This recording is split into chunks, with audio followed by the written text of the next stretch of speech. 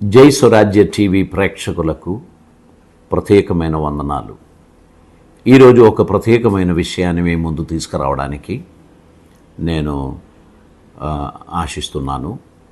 ఈ ఉభయ రాష్ట్రాలలో తెలంగాణ, ఆంధ్రప్రదేశ్లో ఏ ఛానల్ పెట్టినా మనం ఇప్పుడు చూస్తున్నటువంటి వార్త పాస్టర్ ప్రవీణ్ పగడాల గారు మరణించిన విషయమే.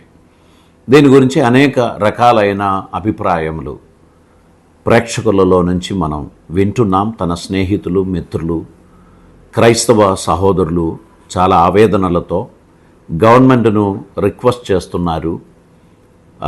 చిత్తశుద్ధితో మంచి ఎంక్వైరీ చేసి అసలు నిజాన్ని బయటికి తీసుకురండి అని కోరుచున్నారు. ఈ సందర్భంలో నేను కూడా వారితో ఏకీభవిస్తూ నిజాలు బయటికి తీసుకురావడానికి గవర్నమెంట్ ద్వారా, పోలీస్ యంత్రాంగం ద్వారా చక్కగా చేయుచున్న ప్రయత్నములను అభినందిస్తున్నాను. దానిని ముమ్మరంగా చేయవలసిందిగా కోరుచున్నాను. నా వ్యక్తిగత అభిప్రాయం చెప్పాలి అంటే, చక్కగా దేవుని వాక్యాన్ని బోధించుచు అనేక డిబేట్స్లో, అనేక ఛానల్స్లో అందరికీ సుపరిచితుడు పాస్టర్ ప్రవీణ్ పగడాల. కానీ నా అభిప్రాయంలో ఒక దైవ సేవకుడు దేవుని యొక్క వాక్యాన్ని బోధించడానికి దేవుడు నియమించాడు, కానీ ఇతర మతస్థులను కించపరచడానికి కానీ వారిని దూషించడానికి కానీ ప్రయత్నం చేయకూడదు అనేటువంటిది నేను ఒక వయసులో కాస్త పెద్దవాడిగా యువ బోధకులందరికీ తెలియపరుస్తున్నాను. మీ విశ్వాసాన్ని చక్కగా మీరు తెలియపరచండి, మీరు ఇతరులను గౌరవించండి. ఇప్పుడు నేను నమ్ముచున్న విశ్వాసాన్ని ఇంకొకరు నమ్మాలని లేదు. వారిని మనం తృణీకరించకుండా వారి కోసం ప్రార్థన చేయడం మంచిది. ఇప్పుడు ప్రవీణ్ పగడాల గారు 45 సంవత్సరాలలో తన ప్రాణాన్ని పోగొట్టుకున్నారు. సరే, అది యాక్సిడెంటే కావచ్చు, లేదా అది హత్యే కావచ్చు. దాని నిజాయితీ బయటికి రావడానికి ఎంక్వైరీస్ జరుగుతుంది, దానికి కొంత టైం పడుతుంది. అటువంటి సందర్భంలో మనం గమనించాల్సిన విషయం, ఒక నిండు ప్రాణం ఎవరి ద్వారానో బలి తీశారు, ఏ విధంగానో అది అయిపోయింది. ఆయన ఇంకొక 40 సంవత్సరాలు అద్భుతమైన పరిచర్య చేస్తూ క్రైస్తవ సమాజానికి ఎంతో మేలు చేయవలసినటువంటి వ్యక్తి ఇటువంటి ఒక అకాల మరణంలో ఆయన మరణించటం అనేటువంటిది చాలా బాధాకరమైనటువంటిది. ఈ సందర్భంలో మనం భారతదేశం అన్ని మతాలకు నిలయం, అన్ని మతస్థులు సహోదరులుగా కలిసి జీవించుచున్నారు. ఇటువంటి సందర్భంలో మనం ప్రతి ఒక్కరిని గౌరవిస్తూ, వారి అభిప్రాయములతో మనకు విభేదాలు ఉండొచ్చు, కానీ అభిప్రాయానికి మించిన ప్రయత్నాలు ఎవరూ చేయకూడదు.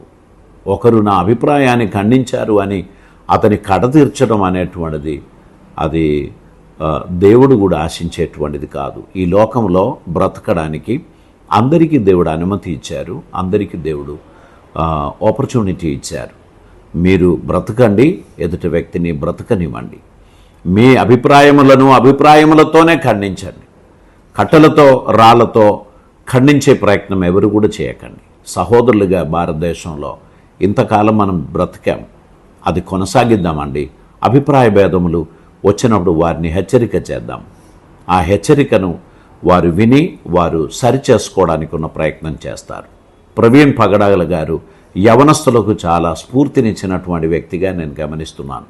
నేను వ్యక్తిగతంగా అతనితో ఎప్పుడూ మాట్లాడలేదు, నాకు ఒక స్నేహితుడు అని చెప్పడానికి కూడా వీల్లేదు. కానీ మరణ వార్త తెలుసుకుని అశేషం ప్రజలు పట్టణానికి తరలి వస్తున్నారని నేను కూడా వెళ్ళాను. ఆ యొక్క ఫ్యూనరల్లో అటెండ్ అయ్యాను. అక్కడ అందరూ మాట్లాడిన మాటలు విన్నాను. కాబట్టి నేను మరొకసారి చెప్తున్నాను, యవనస్సులారా, సత్యవాక్యమును ఉన్నదున్నట్లు బోధించండి. మీరు లేని దానిని చెప్పడానికో ఇంకొకరిని బాధ పెట్టడానికో చేసే ప్రయత్నం మానేసేయండి. ప్రవీణ్ పగడాల గారి సతీమణి చెప్పిన మాట నాకెంతో ఆకర్షణీయంగా అనిపించింది. మనకెవరితో వైరం లేదు, మనం ఎవరితో కొట్లాడాల్సిన అవసరం లేదు. మీరు ఎవరు కూడా ప్రతీకార వాంఛ తీర్చడానికి ప్రయత్నం చేయకండి. క్షమించమని ప్రభు చెప్పారు. ఆ మాట నేను కూడా చెప్తున్నాను, క్షమించండి అని ఆ సహోదరి చెప్పారు. వాస్తవంగా ప్రభు తన హృదయంలో ఇచ్చిన ప్రేరేపణను బట్టి ఆమె చెప్పి ఉన్నారని నేను నమ్ముచున్నాను. ప్రతి ఒక్కరు కూడా సామరస్యాన్ని, సమాధానాన్ని కాపాడుకోవడానికి ప్రయత్నం చేయండి.